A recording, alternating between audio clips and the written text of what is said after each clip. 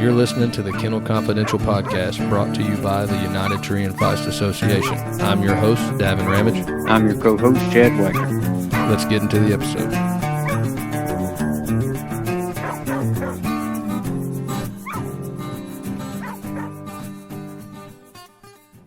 Here we go. Time to jump into episode number 4 of the Kennel Confidential podcast already. Enjoying it so much, time is flying. So this week, Chad and I got looking for a guest and decided with competition season getting ready to kick off, we would go to the Dog of the Year list. And real quick, Mr. Donnie Goodman jumped out to us.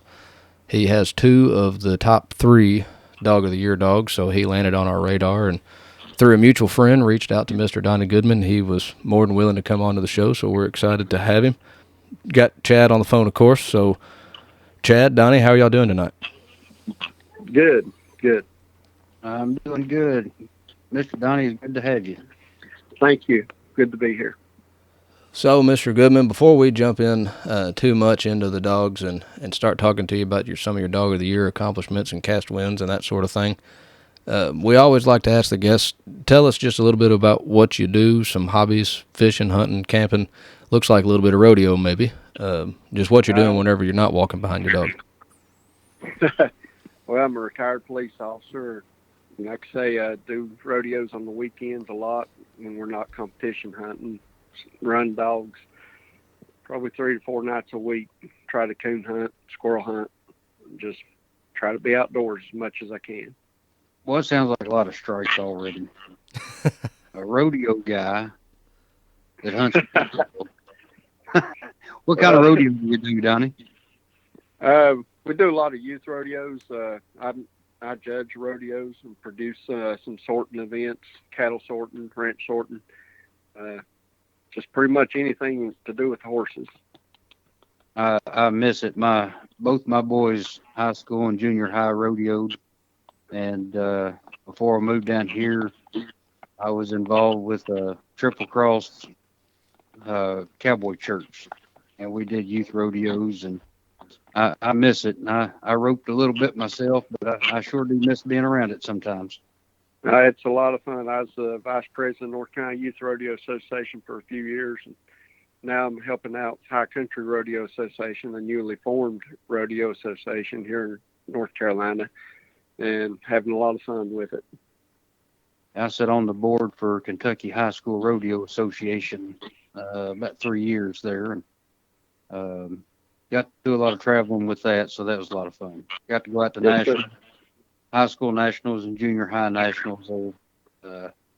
Went to Gallup, New Mexico, Rock Springs, Wyoming, so that was awful fun. Oh yeah, a lot of traveling. Do you have kids that are competing in the youth? My granddaughter is 4 years old, and she has started barrel racing, and very cool. She loves it. That's impressive for a 4-year-old. Yeah, she loves the horses. Well, yeah, I'm gonna tell my 6-year-old that next time she complains about soccer. I'm gonna tell her there's 4-year-olds out there barrel racing. Yeah, there is. We have the young kids that start out mutton busting. They're fun to watch, and they growing up, just move on up to bigger sports. Yeah, that's pretty cool. You better not mention barrel racing, because if you go out and try to buy a barrel horse, you're talking about broke. You will be broke. I'll be completely out of the dogs. Any kind of horse right now, you're going to be broke. They are really expensive right now. Years ago, you went to a horse sale, you had to keep your trailer locked, or you'd walk out with a trailer full. Yeah, that wasn't that many years ago when that was going on either. It's a different time now. Well, Davin, we took a trip down rodeo memory lane long enough. Hey, that's all right. Well, so then to bring it back around to the dogs, how long have you been hunting with dogs? Since I could walk. Oh, very cool. I grew up following dogs. My grandfather had a kennel where he raised and trained bird dogs, and we've always had beagles around. And then got into coon hounds, and then finally got into squirrel dogs. I'm always envious of the guys that answer the question that way. I got into it, 3 years ago, maybe, somewhere in there. Oh, really? Yeah, I hadn't been in it very long, and I wish that I was doing it when I could learn to walk, you know. As long as I can remember, I've had a hound around of some kind. There's always been a dog around. That's pretty cool. So how many? It takes quite a bit. That dog of the year list in any registry, not just UKC, but it gets pretty competitive. So how much traveling do you do whenever you hunt your dogs? I've done quite a bit the first part of the year. I was going down to Wilson, North Carolina a lot to the club down there, and that's about a 4.5 hour ride. It's about 4 hours up in Virginia to a couple of clubs. So with squirrel dogs, I haven't been traveling quite as much as when I was doing the coonhound competitions. I run Purina race with a plot dog. And that was a lot of traveling every weekend with it. But the squirrel dogs, on average, I'm going probably 3 to 4 hours to a hunt from where I live at. Wow. And so you do a little bit of coon hunting too. Well, I guess you do a lot of coon hunting if that's where you started. So Yeah. Do you coon hunt with cur dogs as well? Yeah, I don't even own a full hound at this time. Everything I've got's either ONCBA curs or treeing curs right now. Okay. But I hunt the same dogs I coon hunt, I squirrel hunt with. When did you start with cur dogs? 3 years ago. Okay. Actually, I bought a dog at Grand American that was on the trade lot. Brought him home, and turned out first hunt I put him in, like 2 weeks later, he won first place in it and championed him out, and decided that I wanted something a little more competitive than what he was. He was good, but he was more of a pleasure type dog. Okay. And so that's when I started looking around, and I ended up buying Slammer. I got you. So in your squirrel dog traveling, how many hunts a year do you think you make it to? 3-4 hours at a stab. I wouldn't probably make very many. This year I'm pretty close to 40, I believe. Wow, that's a lot of fun. Between the two dogs. I guess retirement helps with that, right? It does. You mentioned getting the pup on the trade lot. How old was that dog? He was a 2-year-old. He had just turned 2-year-old. And was he started at all? He was kind of lucky on my part, I guess. You know how most of the dogs on a trade lot go with these big hunts. You never know what you're buying. And the guy that had him, I don't believe he really knew what he had. He had just got him, and I just got lucky, and he turned out to be a decent dog. He ended up, I granted him out in NKC and championed out in UKC. Well, that answers one of the questions I had here, which, as I mentioned, you landed on our list as we were surfing the UKC Dog of the Year boards. Do you only hunt UKC? I guess not. You hunt NKC. Is there any other registries you compete in? I've hunted NKC, UKC, and I've hunted one NSD hunt this year with Slammer. Did you start Slammer? Did you have him from a pup? Oh no. He was raised and trained by James McCurry out in Kentucky. He's a wildlife officer out there, and he started the dog, and he got up to about a year old, and Marty Munns in North Carolina bought him from Jeremy, and Marty pretty much finished him out, put a lot of hunting on him, a lot of wins on him. Frank Duty owned him for a while, and he put a lot of wins on him, including the world champion male dog in NSD. Okay. And I bought him about a year ago from a guy up in Ohio. So Slammer is no spring chicken. He was 10-year-old in June. Okay. But he still, you never know if he's going to be 30 yards or 900 when you turn him loose. He's going to get treed and have a squirrel. Do you pleasure hunt your dogs too? Oh, yeah, I do.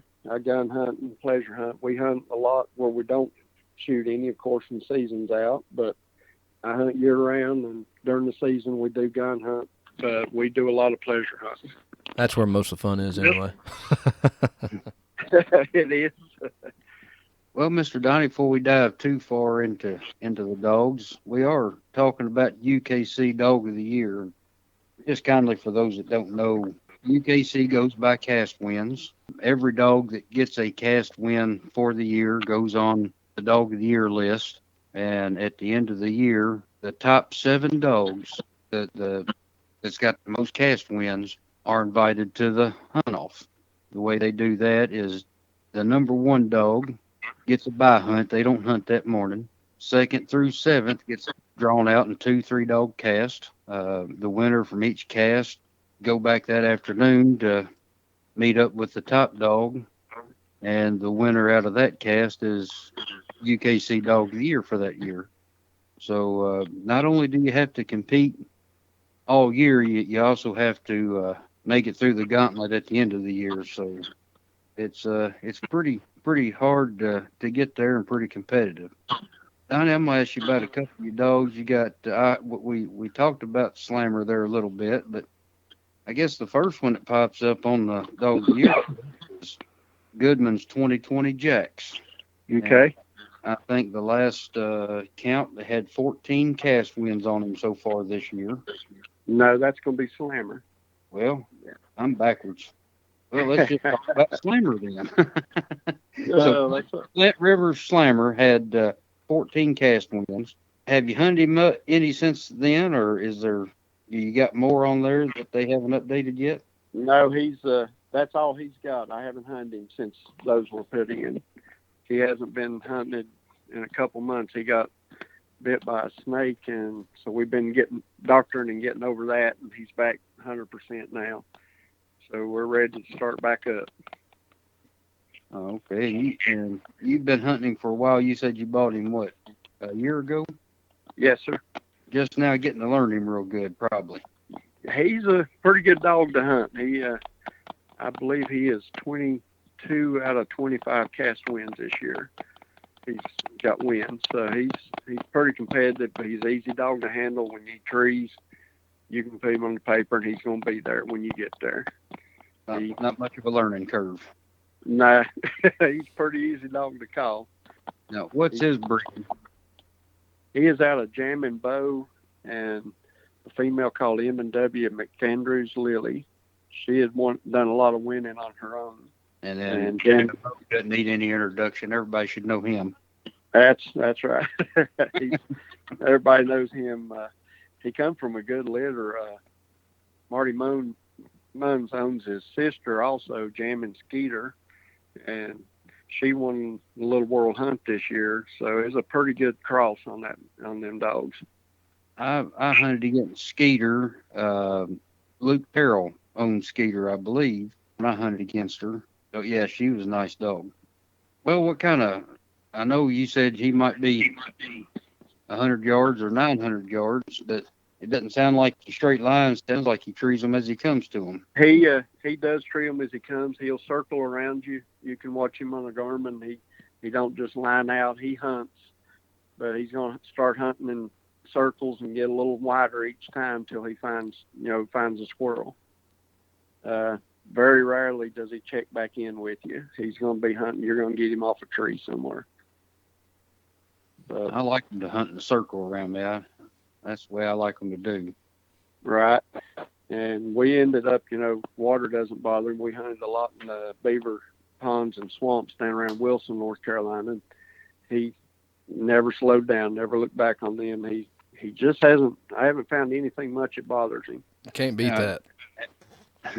Have you bred him, or did Marty ever breed him, or has he been bred in the past? Yeah, he has got several pups on the ground. I actually just picked up a male pup this week out of him. It's 8 weeks old. He's got a lot of pups that are running tree, and they've done some winning on their own that are out there. Well, he seems like he's reproducing pretty good then. He is a good reproducer. Chad Poe from Hardwood Kennels, he's got some nice pups out of him. Frank Duty's got some pups out of him. There's several pups around that's out of him that's doing real well.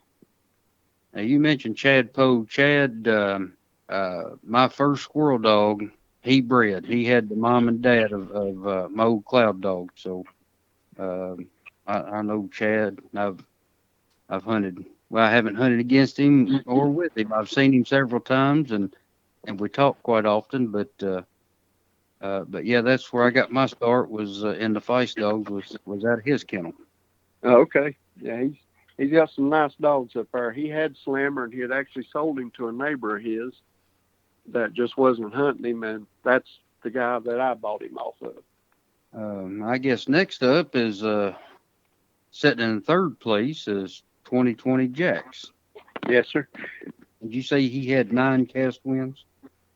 He does have 9 cast wins. I believe the list is only showing 7 at this time, but he does have 9 cast wins this year. He's a nice little young dog. I bought him back in April, and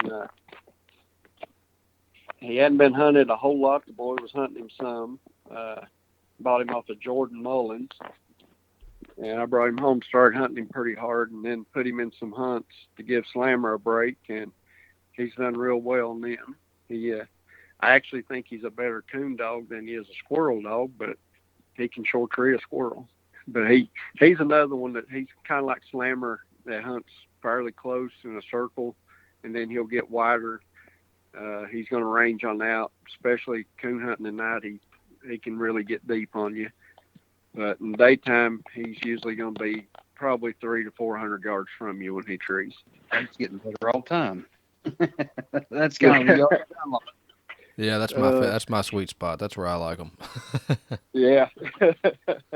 I know 2020 Jack, so I'm sure he's 2020 breeding. What's he go back to?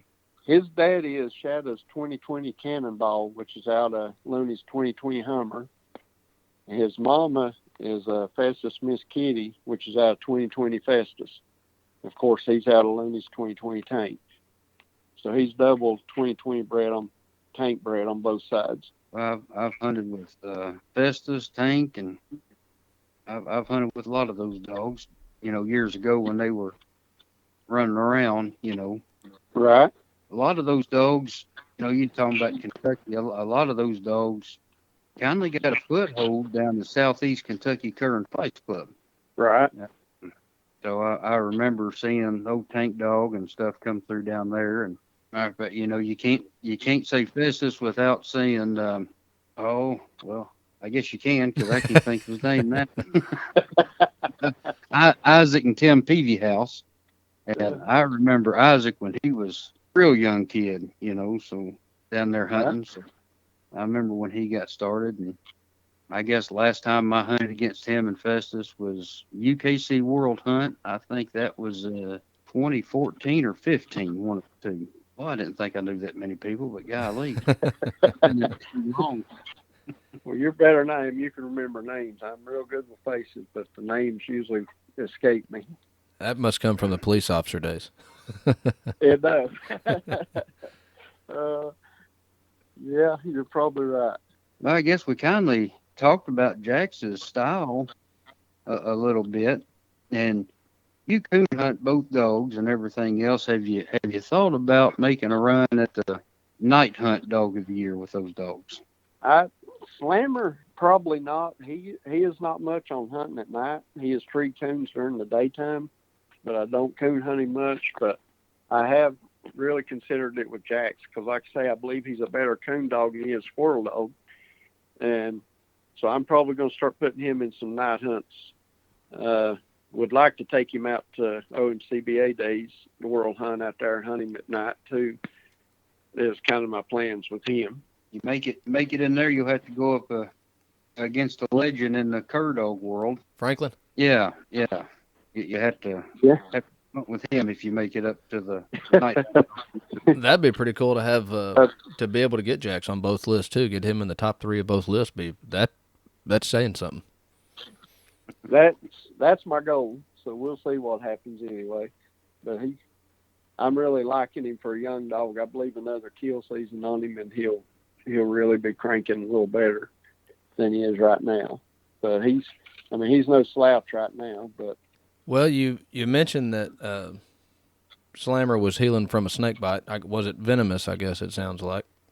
Yeah, figure it's probably a copperhead. We don't have many rattlesnakes around here, but we do have a few copperheads. But he's healed up from it, except for still got a patch of hair. It's not grown back, but he's back 100% and hunting good. We just give him a couple months off for the rest. Well, so you do plan on pushing both dogs then, it sounds like, now that Slammer's on the mend. Yeah, he'll be back in the hunts. I'll be hunting him probably harder than I do Jax, just to be honest with you. I like the old dog. I like handling him. He's just a consistent dog. Each time you turn him loose, you pretty much know what to expect from him. Well, you've got the 2 dogs on the list. Do you find is it difficult to push them both at the same time? I mean, I know you can throw them both in the truck, but you can only hunt one at a time. So have you got people handling for you or helping you in any way, or how is it? What's your method for keeping them both up there? I've been hunting them myself. It's just having to hunt. It's a little easier before Jax, championed out. But now that he's a champion, they're both in the same class. So I have to kind of pick which one I'm going to be hunting. Unless I'm close enough, my dad will sometimes handle one for me. That's about the only way I can do it is if he wants to handle one. Well, that's nice to have Dad to come help you too, though. Oh yeah, he probably doesn't charge you none. Is that cheaper than paying a handler? I bet, ain't it? It is. He enjoys getting out with them too. I'm pretty fortunate at his age. He can still get out and go hunting with me. He loves to go listen to the dogs. He goes cooning, squirrel hunting with me. Ride horses with me. So. I'm assuming in North Carolina, I didn't really pull you up on a terrain map or anything, but just mentioning getting around, are you in a mountainous terrain? I am. If you look on a map, I'm in the corner of Virginia, Tennessee, and North Carolina. Lots of mountains there. I live on the Blue Ridge Parkway. We're in the mountains. Yeah, I always tease Chad that he's older than I am, but when we get out and get hunting, I follow him on casts and we do pleasure hunting together. But when a dog gets treed, I always tease Chad that he's kicked it into mountain goat gear, and I can't even keep up with Chad. And that's local Kentucky hills. They're not at all mountains. You'd laugh at us for calling them mountains. Yeah, I've been accused of that a few times myself. I like to get to them when I hear them treed. Yeah. It'll make you pick your speed up a little bit. Well, when you get this belly, kind of lean forward just a little bit, it gives you a little momentum. So inertia kicks in. More pounds out in front of me than does. That's all right till you head downhill. Well, you can roll downhill. Well, another dog, as I was, we've been talking about the UKC Dog of the Year, but I couldn't help but when I'm doing my digging and looking things up on the people we talk to, I did come across another dog of yours that was on a Dog of the Year list, and that was Double T Burlap Cat. He finished 7th in NKC's Dog of the Year race last year, right? Unless I haven't had Cat in any hunts, I don't believe. She's a show champion. Okay, But so Joe was on the 2020 list then. Joe. Okay. Yeah, he's the one that I actually bought at the Grand American off the trade lot. Oh, You're cool. right. Yes, he was on UKC's list last year. Okay, so are you pushing him? Do you hunt him in UKC as well as NKC? No, I actually sold Joe to a older gentleman that just pleasure hunts him now. He was more of a pleasure hunting style dog. He didn't hunt as wide as what I liked, and he'd back another dog if it treed first. He was going to back it, so I ended up selling him. I like one that's pretty independent, and you'll never catch Slammer or Jax on a tree with another dog unless they come to them. They don't care if one comes to them, but they're going to get by themselves. Don't matter what the other dogs are doing, and that's, I guess, from back in the coon hunting days, that's kind of what I like. Deep and lonely. That's it. Talking about burlap, I guess they go back to the original old Double T burlap that Aunt Sizemore had. I remember hunting against him. He started down there at southeast Kentucky as well. So, yes, sir. Digging back into a lot of those older dogs that I can remember. Yeah, Joe was actually out of Double T burlap, and Joe's mama was a pup out of burlap. It was a line breeding or inbreeding cross, whichever you want to call it. He was double bred burlap. Yeah, I had to pull the list up here now that we were talking about it. I did. I wrote that down wrong. I apologize. I see Burlap Joe here now. He was, when I was hunting him, he's the one I started out squirrel hunting with, and he finished out to a grand squirrel champion in NKC and UKC champion. So Kat, then, since we've brought Kat up, and she's still in the kennel, right? She is. I've actually got her bred to Slammer right now. Okay. Expecting pups the end of September. Very cool. She, So when she gets whelped, I guess, or we're gonna have her. We're gonna see her on the UKC board or NKC board, both. Probably not. She's more of a pleasure dog. I pleasure hunt her a lot, but she's not really competition material, I or got you. or what I would consider competition material. Well, it sounds like you got a real good handle on the kennel. Then you got what you like, you got what you got, and you know what to push. Well, I try to. After so many years, you kind of figure out what you like, your hunting styles. We still got some land where we can hunt that, dogs can range out and get in there and not bother everybody. I've got a young pup coming on right now that I'll probably start pushing the first of the year if he continues the way he's going. He's in a tree and cur. But outside of that, I'll be hunting Slammer and Jax pretty hard. Well, it sounds like you like the curs, and you mentioned you hadn't had a full hound in a while. Do you still keep beagle dogs? Do you do any other kind of hound hunting?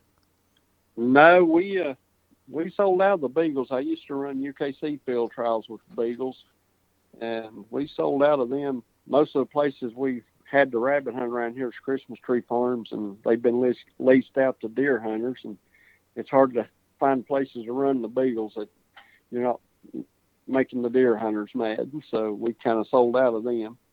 Yeah, I know up in our part of Kentucky, which I'm a deer hunter myself, I'm not going to throw rocks at them. But I'm fortunate enough, I guess, to have some private land to deer hunt on. But I know that you hear a lot of talk about some of these people leasing and then subleasing, and apparently leasing whitetail land has really become a business. I'm telling you, around here, I deer hunt too, but we got some land that I deer hunt and all, but leasing in this area got unreal at what they're getting for deer hunting land around here. And you just can't hardly get permission to hunt private property anymore, without leasing it. Right. Well, did we hear a rumor that you might consider a feist dog? I've got it on good authority that a feist dog is coming to his kennel, and we're going to change his mind on these dogs. I've got it on good authority now.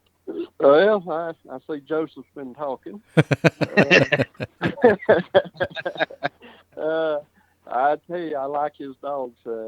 I like Sandy's hunting style and all, and I would give one a trial. I'll tell you, I'm not colorblind. I'll hunt about anything if it'll do it right. That's just the way I've always been as far as hounds. I've hunted flocks, black and tans, leopards. It don't matter to me. I'll hunt them if they'll run in trees like they're supposed to. So I'm going to probably try one of Sandy's pups and see what happens. Yeah, I ate a little bit of crow on that color blindness you mentioned, which I had a dog that got run over back in March of this year, and Chad had a female already knocked up, and Molly's a dog that I tell Chad every time I get a chance that I just love her. So, just with my circumstances, Chad offered me a pup, and I talked, and the more me and him thought about it and hashed out my current family situation and the time availability and how much I can travel to hunts and all that. And the dog that got run over was as pretty red as I could ask for. I told Chad, the more me and him hashed it out and I picked his brain, I said, well, I don't want a female. I don't want to worry about heat cycles no more than I get to hunt. And I don't want a white dog. I was a little colorblind to red. Well, happened chance, Molly had her litter, and Chad called me, and I don't know, it was probably a couple weeks after I went and looked at them. They weren't whelped yet, but once they got whelped, he called and he said, well, I know you didn't want a white dog and you didn't want a female, but that's what I got left. So I thought about it, I don't know, Chad, 30 minutes probably.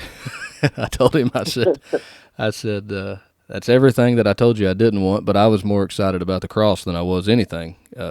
So I told him, I said, well, I guess I'm going to take her. And I will say she's, I don't know, somewhere between 5 and 6 months at this time, but I send Chad videos and I take her on walks, and I like everything I see out of her. I hope one day that once she turns on and really starts hunting and doing right, I hope that that'll be good tasting crow is what I hope. The other dog was the first one I ever trained, first one I fooled with, and I picked Chad's brain to pieces on he's doing this and I'm doing this, and Chad's answer was usually always the same to me, and I've heard it most of my life. It was just be patient, give it time, it'll turn on. Be patient, give it time, and patience paid off. He was doing real good. But one thing I will say about the pup I'm eating the crow on, she is her nose. I mean, she's connected her nose and using it way faster than the first dog did. His eyes and ears come on, and he hunted hard with them. But me and Chad had to really encourage him on that nose confidence, and when his nose come on, he come on. But fortunately, this little female, this white female that I've got now, I think that the nose is already there. I just need to get her to see one across the ground is what I need. Right. I usually try to trap a few and let them see them leave there and mess with them in the cage a little bit until they get started pretty good, and then I'll quit. Yeah. Yep.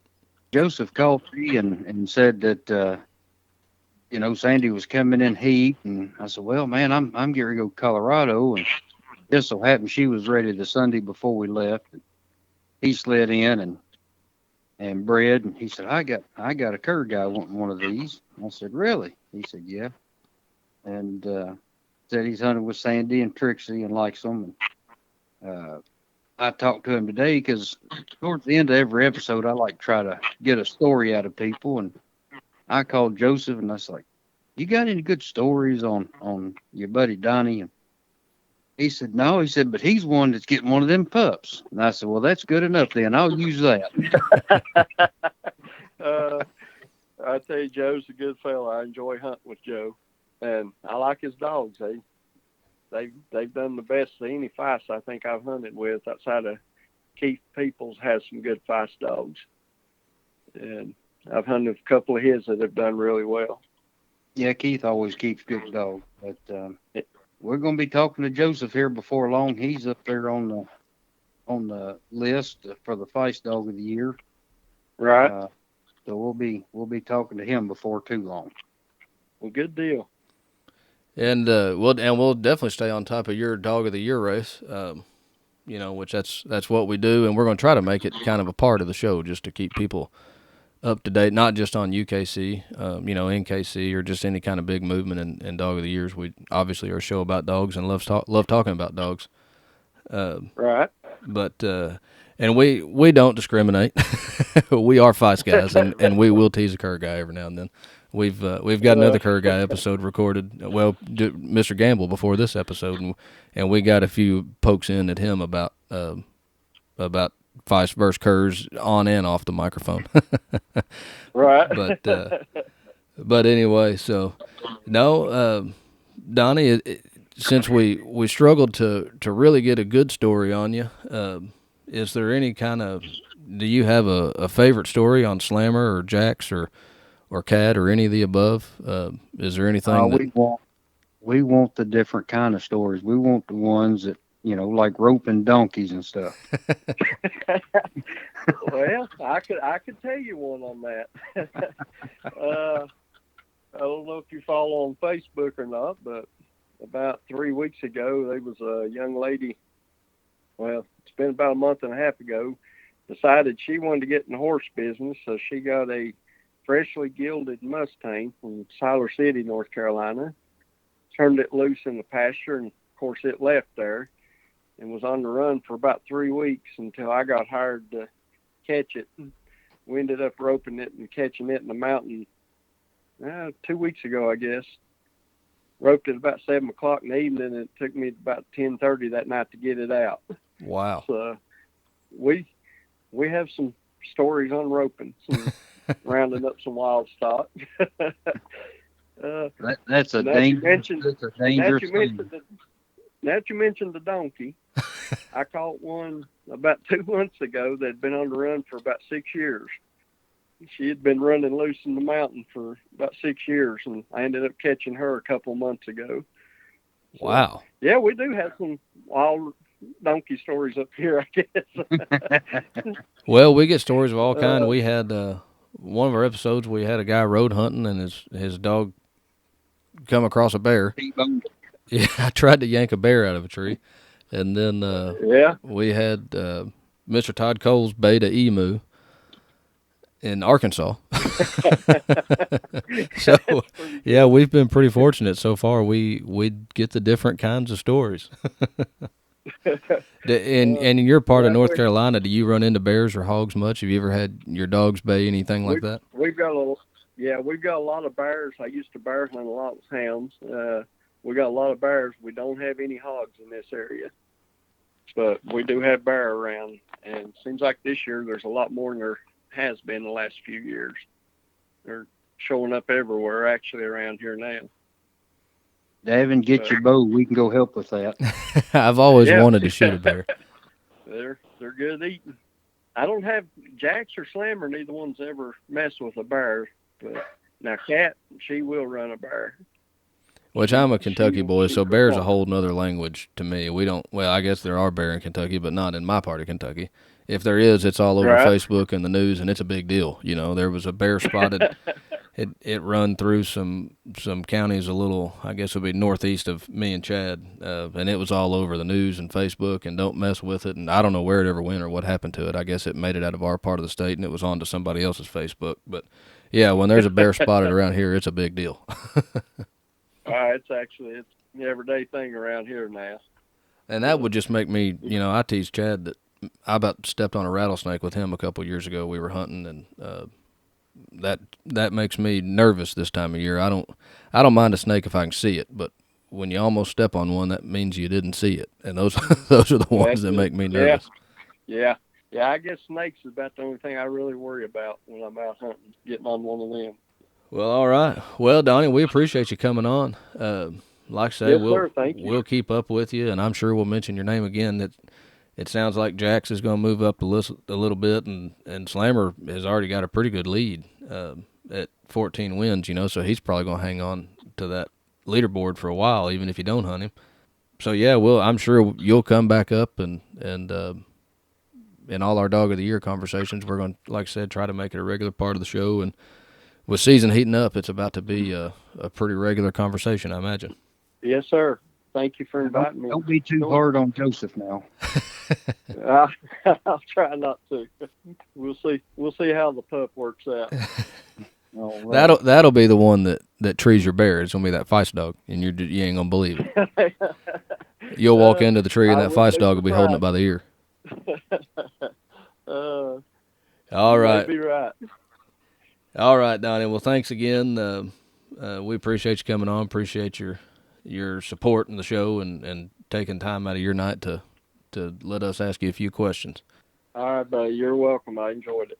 All right. We will wrap it up and look forward to talking about you or maybe talking to you again in the future. All right. Sounds good. All right. Have a good night. Let's close this tailgate and head to the house.